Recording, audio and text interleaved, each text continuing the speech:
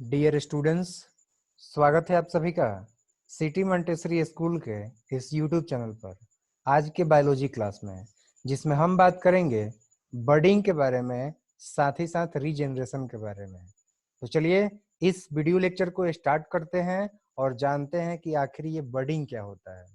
देखो, यहाँ पे कहा जा रहा है कि जब पेरेंट इंडिविजुअल से एक छोटे से प्रोजेक्शन के द्वारा एक डाउटर इंडिविजुअल बनता है, प्रोड्यूस होता है, फॉर्म्ड होता है, तो इसी को हम लोग बर्डिंग कहते हैं।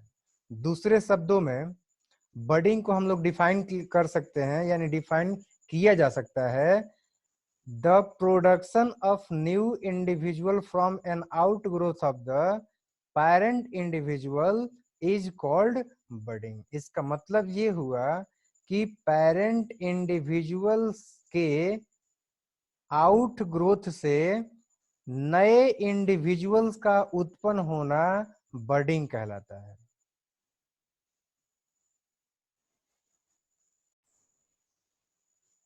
अब देखो, बर्डिंग का जो प्रोसेस है ये ईस्ट के अंदर में, प्रोटोजोअन्स के अंदर में और कुछ लोअर एनिमल्स जैसे कि हाइड्रा हो गया, इनके अंदर में ये काफी कॉमन होता है। अब इसके बाद हम लोग ये जानेंगे कि हाइड्रा के अंदर में बर्डिंग का जो प्रोसेस है वो कैसे होता है। तो चलिए अब हम लोग बर्डिंग को जानते हैं कि हाइड्रा में ये कैसे होता है। देखो, हम लोग ये जानते हैं कि हाइड्रा जो है वो एक सिंपल मल्टी सेलुलर ऑर्गेनिज्म है, एनिमल है। यानी कि ये जो है हाइड्रा, ये एक साधारण या कह सकते हैं कि सरल बहुकोशिकीय जंतु है या जीव है।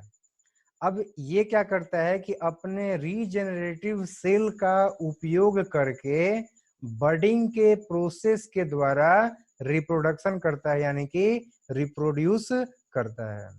साथ ही साथ ध्यान रखो कि इसके बॉडी के अंदर में, मतलब कि हाइड्रा में जो है, उसके शरीर के किसी एक पार्टिकुलर प्लेस पर बहुत ही बार, यानी कि रिपीटेड टाइम, सेल के डिवीजन के वजह से एक छोटा सा आउट ग्रोथ बनता है, जिसको कि बर्ड कहते हैं।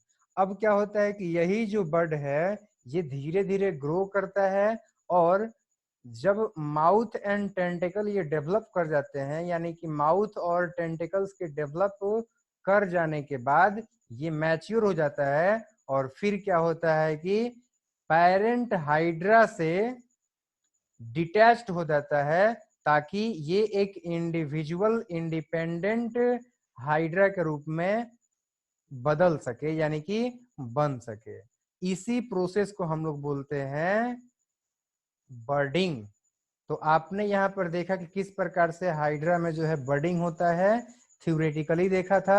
अब इसके बाद से जो है मैं आप सभी को दिखाता हूं कि कैसे हाइड्रा के अंदर में बर्डिंग होता है डायग्राम के माध्यम से। तो चलिए हम लोग डायग्राम के माध्यम से बर्डिंग इन हाइड्रा को समझते हैं। देखो, सबसे पहले यहाँ पर आप देख सकते हो कि एक हाइड्रा है।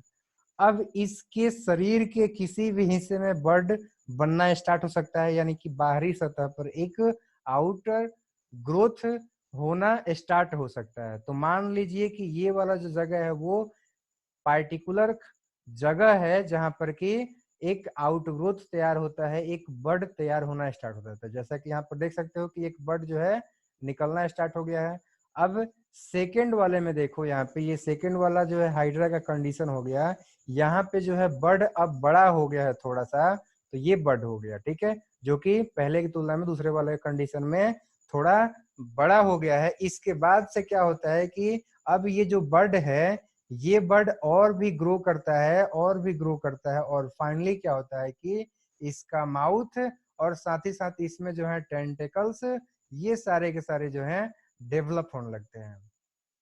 और फिर जब ये टेंटिकल्स और माउथ डेवलप कर जाते हैं तो ये मैच्योर हो जाता है। और जब ये मैच्योर हो जाता है तो क्या होता है कि ये जो बर्ड जो कि मैच्योर हाइड्रा में कन्वर्ट हो गया है, डेवलप कर गया है, तो ये वाला जो हाइड्रा है ये अपने पेरेंट सेल से यानी कि पेरेंट हाइड्रा में से जो है, पेरेंट हाइड्रा तो वहीं का वहीं यहाँ पे रह गया, देख सकते हो आप लोग।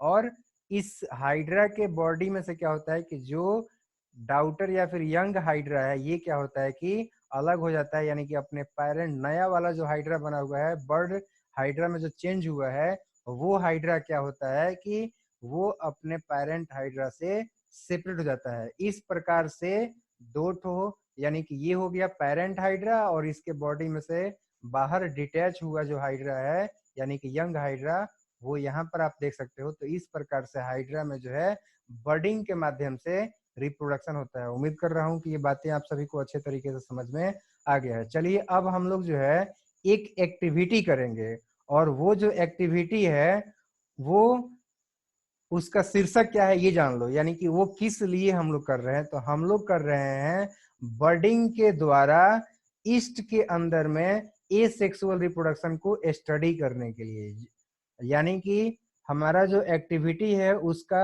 शीर्षक है to study asexual reproduction in yeast by budding, यानी बर्डिंग के द्वारा ईस्ट के अंदर में कैसे एसेक्सुअल रिप्रोडक्शन होता है इसको स्टडी करना। तो जानते हैं कि इसका प्रोसीजर क्या होगा। तो प्रोसीजर में जो है पहला स्टेप हमारा ये होगा कि हमें क्या करना है कि 100 ml पानी लेना है। तो यहाँ पर आपको वाटर लेना है 100 ml और उसमें क्या करना है कि 10 ग्राम शुगर उसमें घोल देना है। अब इसके बाद से दूसरे स्टेप में आते हैं। तो दूसरा हमारा स्टेप ये है कि एक टेस्ट ट्यूब लेना है और उस टेस्ट ट्यूब में क्या करना है कि इसमें, यानी कि अभी जो हमने जो घोल बनाया था पानी और चीनी का, शुगर और वाटर का, उसमें से 20 ml जो है उस टेस्ट ट्यूब के अंदर में ले लेना है। और लेने के बाद से क्या करना है कि ईस्ट जो पाउडर आता है, ग्रेनुल्स आता है, उसका एक चुटकी जो है उसमें डाल देना है। और डालने के बाद से आते हैं हम तीसरे स्टेप में। तो स्टेप नंबर 3 में आपको क्या करना है कि जो हमने टेस्ट ट्यूब लिया हुआ है जिसमें कि हमने 20 ml ऑफ सॉल्यूशन लिया हुआ है, वाटर एंड शुगर का सॉल्यूशन, तो उस टेस्ट ट्यूब के माउथ को क्या करना है कि हमें एक कॉटन प्लग के माध्यम से उसको बंद कर देना है और साथ ही साथ उसको जो है एक वार्म प्लेस पर रख देना है। एक गर्म जगह पर हमें क्या करना है कि रख देना है। कितने देर के लिए रखना है, तो स्टेप नंबर 4 में आ जाते हैं। हमें क्या करना है कि 1 से 2 घंटे के लिए रखने के बाद, यानी कि 1 से 2 घंटे बाद जो हमने रख दिया था उसके बाद 1 से 2 घंटे के बाद हमें क्या करना है कि जो टेस्ट ट्यूब था उसमें हमने जो ईस्ट का कल्चर अभी बनाया था, शुगर वाटर के सॉल्यूशन में हमने जब ईस्ट पाउडर डाल दिया था, तो 1 से 2 घंटे के अंदर में ईस्ट कल्चर बन चुका है। उसमें से क्या करना है कि एक छोटा सा ड्रॉप निकाल करके और फिर किसी एक स्लाइड के ऊपर डाल देना है। और डालने के बाद से क्या करना है कि उसको कवर स्लिप के माध्यम से कवर कर देना है। और इस प्रकार से हमारा जो है स्लाइड देखने के लिए तैयार हो गया है, यानी कि ईस्ट को देखने के लिए हमारा स्लाइड रेडी है कवर स्लिप को ढकने के बाद से। अब हम उसको क्या करते हैं कि माइक्रोस्कोप की मदद से हम लोग उसको ऑब्जर्व करते हैं। तो जानते हैं अब हम लोग कि हमें क्या ऑब्जर्वेशंस दिखाई देते हैं। ठीक है, तो देखो यहाँ पे कौन कौन से क्या क्या चीजें दिखाई देती हैं। पहला तो ये कि ट्रांसपेरेंट और ओवल सेल्स दिखाई देते हैं, यानी कि जो है ट्रांसपेरेंट जिसको आर पर देख सकते हैं, जिसको हम हिंदी में बोलते हैं पारदर्शी, और ओवल यानी कि अंडाकार सेल हमें जो है दिखाई पड़ते हैं माइक्रोस्कोप से। यानी कि हाइयर पावर ऑफ माइक्रोस्कोप से देखते हैं तो हमें जो है oval shaped and transparent cells दिखाई देते हैं।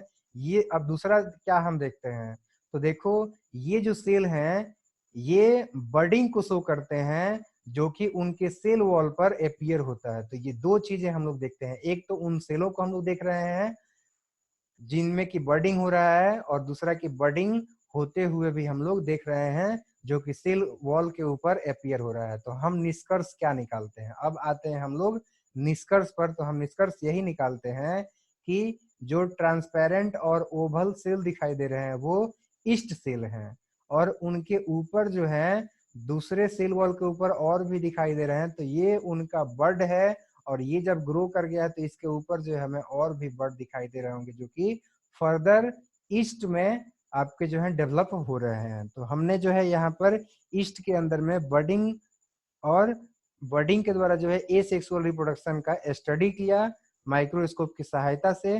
अब चलते हैं हम लोग स्टडी करने रीजनरेशन को कि रीजनरेशन होता क्या है। ओके चलो तो 1 मिनट वेट करो, मैं स्टार्ट करता हूँ। चलो ठीक है, तो रीजनरेशन। ओके जैसा कि यहाँ पर रीजनरेशन जो है वो एक वर्ड से बना हुआ है जिसका नाम है रीजनरेट, यानी कि रीजनरेशन रीजनरेट वर्ड से मिलकर बना हुआ है।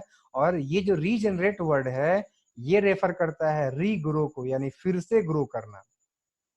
पहले तो ग्रोन अप तो था ही, अब किसी कारण से जो है उसमें किसी प्रकार का कोई प्रॉब्लम आया हुआ है बॉडी में, तो उसका फिर से रीग्रो करना, ये रीजनरेट का अर्थ देता है।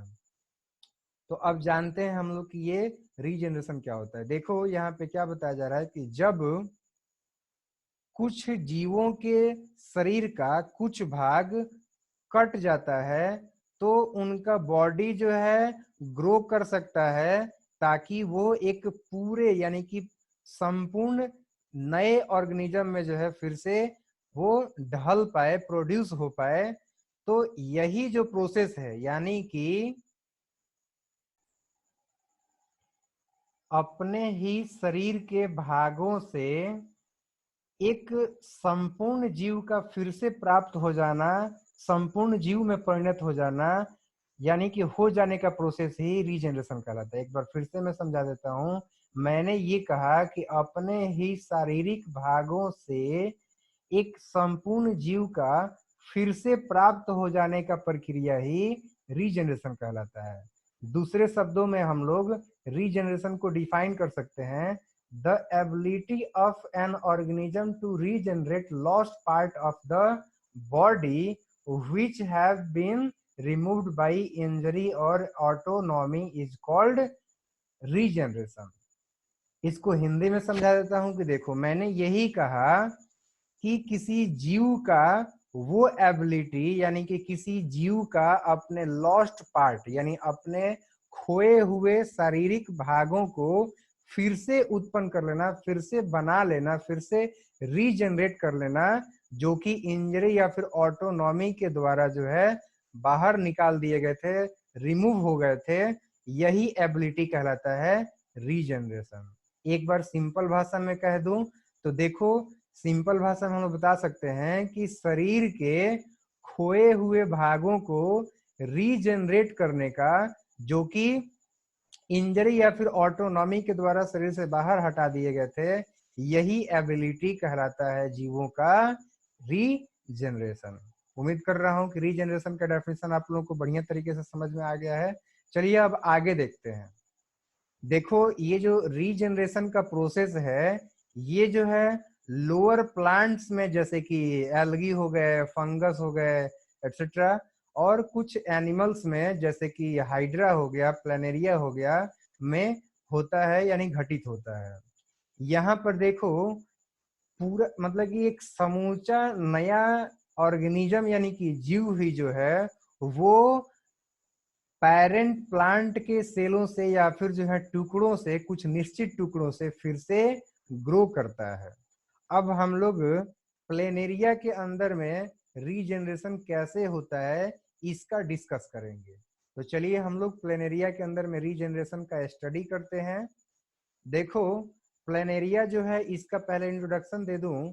प्लेनेरिया जो होता है वो एक फ्लैट वर्म होता है जो कि फ्रेश वाटर के पॉन्ड में देखा जाता है, यानी कि ताजे पानी के तालाबों में देखा जा सकता है। साथ ही साथ जो है जो धीमी गति वाले नदियां होती हैं उनमें भी देखा जा सकता है। स्लो मूविंग स्ट्रीम्स में भी प्लेनेरिया को देखा जा सकता है।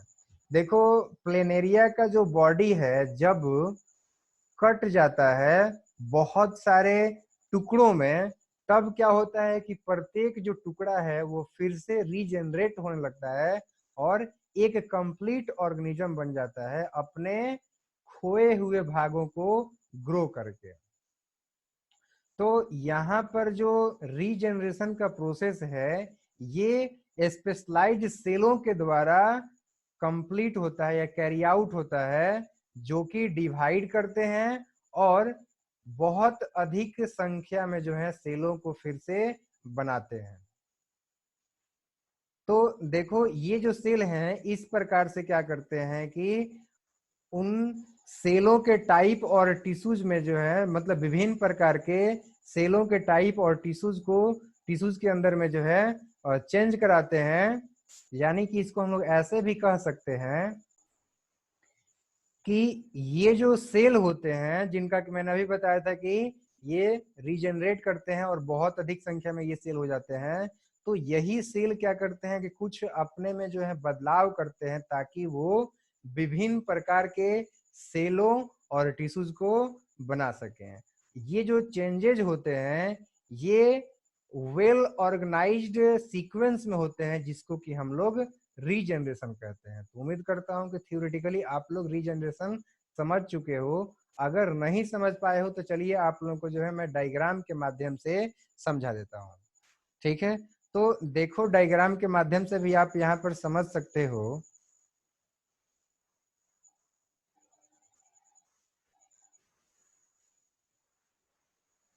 जैसा कि यहाँ पर देखो, यहाँ पर जो है एक प्लेन एरिया है। ओके, अभी क्या हो रहा है कि ये जो प्लेन एरिया है, एक सेकेंड,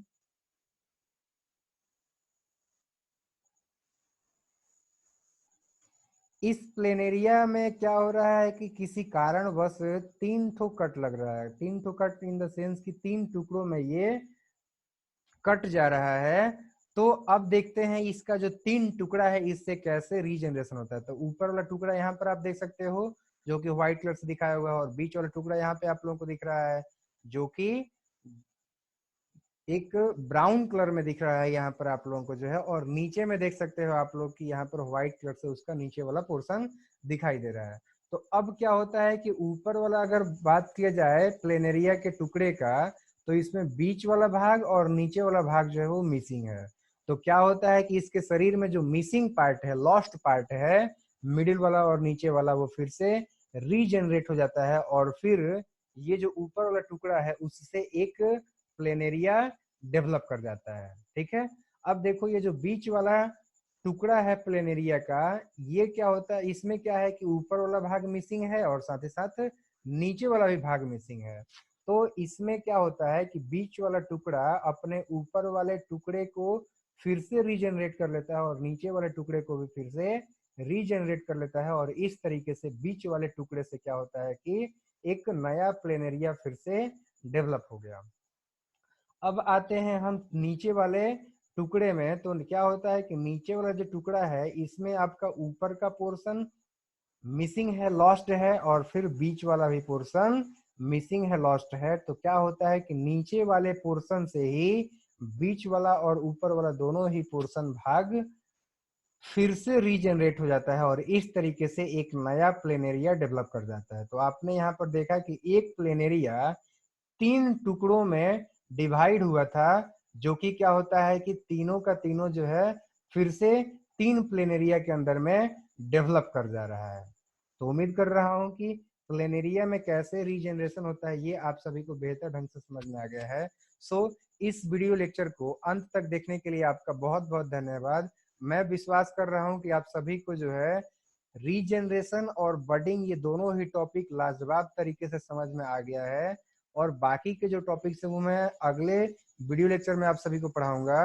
आप लोग एक काम करना कि इन सारे टॉपिक्स को जिनको कि मैं पढ़ा रहा हूँ नोट्स तैयार करते चलेंगे, ताकि आप लोगों को एग्जाम के समय में फिर से रिवाइज करने में कम समय में काफी आसानी होगी और अच्छे आप लोग मार्क्स से पास होंगे, ताकि आपका फ्यूचर जो है वो सेफ हो, आप जो चीज चाहते हो वो आपको जो है प्राप्त हो सके।